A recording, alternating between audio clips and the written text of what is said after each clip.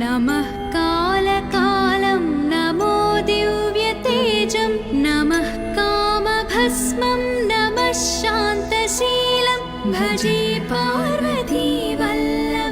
नीलकण्ठम् सदा तीर्थसिद्धं सदा भक्तरक्षं सदा शैव पूज्यं सदा शुद्धभस्मं सदा ध्यानयुक्तं सदा ज्ञानतल्पं भजे पार्वतीवल्लभं नीलकण्ठम् वसानं भयानं महास्थानवासं शरीरं गजानां सदा चर्मवेष्टं पिशाचं विशोचं पशूनां प्रतिष्ठं भजे पार्वतीवल्लभं नीलकण्ठम् फणिनागकण्ठे भुजङ्गाद्यनेकं गळेरुण्डमालं महावीरशूरं कटिं व्याघ्रचर्मं चिताभस्मलेपं भजे पार्वतीवल्लभं नीलकण्ठम्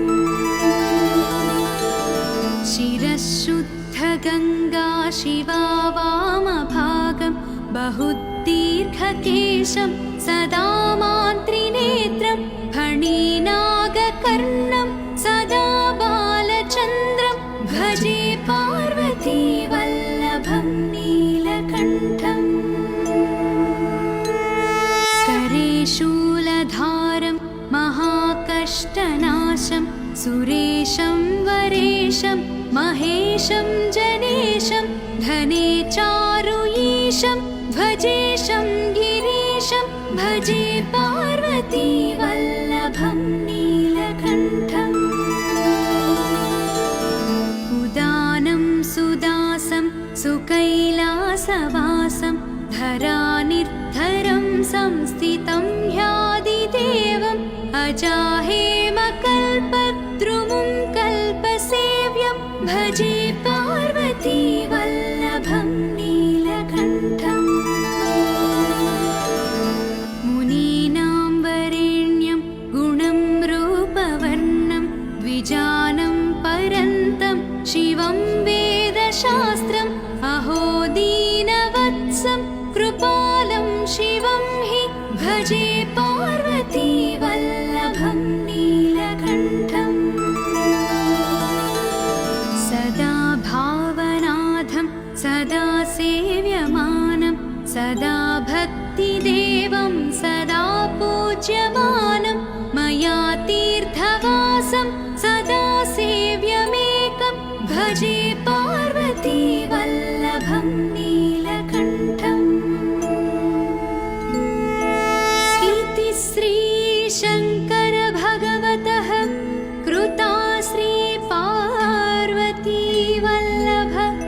नीलकण्ठाष्टकं सम्पूर्णम्।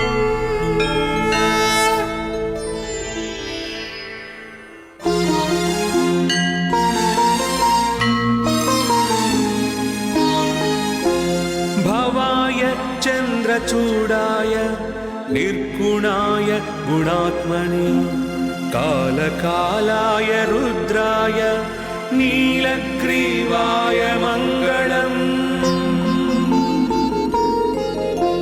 वृषारूढाय भीमाय व्याघ्रचर्माम्बराय च पशूनां पतये तुभ्यं गौरीकान्ताय मङ्गलम्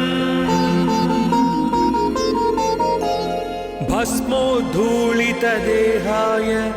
नागयज्ञोपवीतने रुद्राक्षमालभूषाय व्योमकेशाय मङ्गलम्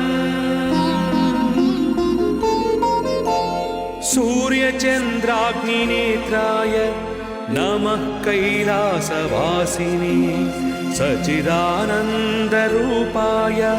प्रमथेशाय मङ्गलम्